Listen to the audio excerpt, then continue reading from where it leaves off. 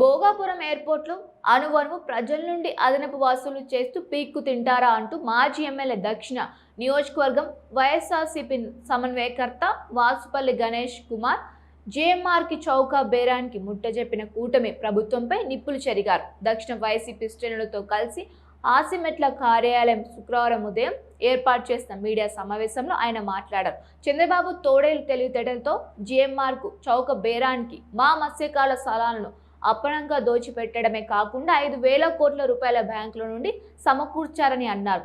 గతంలో air India authority గిడ్డింగ్ నుండి కావాలని తప్పించుకున్నారని, మరో 3 ప్రైవేట్ సంస్థలు పోటీకి వచ్చినప్పటికీ జీఎంఆర్తో చంద్రబాబు లోకేష్లు లాలూచిపడ విశాఖను సర్వనాశనం చేయడమే కాకుండా మరో 3 ప్రైవేట్ సంస్థలు పోటీకి వచ్చినప్పటికీ జీఎంఆర్తో చంద్రబాబు లోకేష్లు లాలూచిపడి విశాఖను సర్వనాశనం చేయడమే కాకుండా కేవలం కార్పొరేట్ సంస్థలకు సోకాలు నేతలకు దోచిపెడుతున్నారని ఆరోపించారు. అన్ని హంగులు కలిగిన విశాఖ మహానగరం నుండి ఎయిర్పోర్టు దూరం చేసి ఇక్కడ ప్రజలకు అన్యాయం చేస్తున్నారని వాసుపల్లి ఆగ్రహం చేశారు.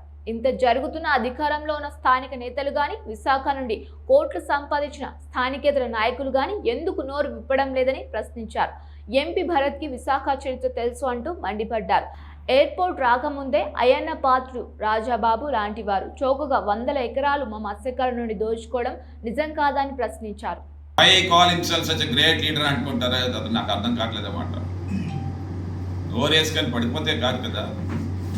విశాఖపట్నం అభివృద్ధి అనేది రైల్వే స్టేషన్, ఆర్టీసీ కాంప్లెక్స్, ఎయిర్పోర్ట్తో ముడిపడి ఉన్నాయి. It's intertwined. ఈరోజు విశాఖపట్నం ఇంత మైటీ సిటీగా ఎదిగిందంటే ఆ ఎయిర్పోర్ట్ ఎన్నో సేవలు అందించింది. ఆ ఎయిర్పోర్ట్ ఏమో అంటే భోగాపురం వెళ్ళిపోతుందంటే నోరు మూసుకుని ఊరుకున్నాడు ఈ అయ్యన్న పాత్రుడు, ఈ Bandaru Satyanarayana, local leaders and so called Ganababu. Are you not ashamed? వీడావిడ భరత్ ఎంపీ, ఎక్కడి నుంచి వచ్చాడు ఈ భరత్? విశాఖపట్నం తెలుసా? చరిత్ర తెలుసా? విశాఖపట్నం ప్రజల మనోభావాలు తెలుసా? ఈరోజు ఎయిర్పోర్ట్ అనేది అప్పర్ క్లాసే కాదు, మిడిల్ క్లాస్, లోవర్ క్లాస్కి కూడా.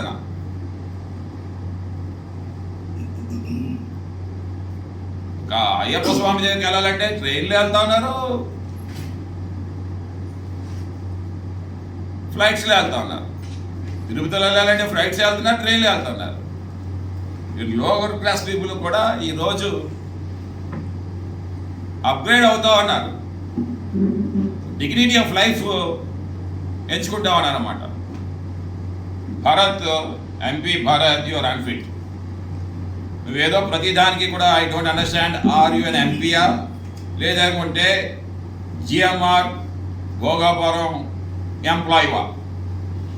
నువ్వు తేల్చుకోను ఒకసారి. You come debate with me any time anywhere.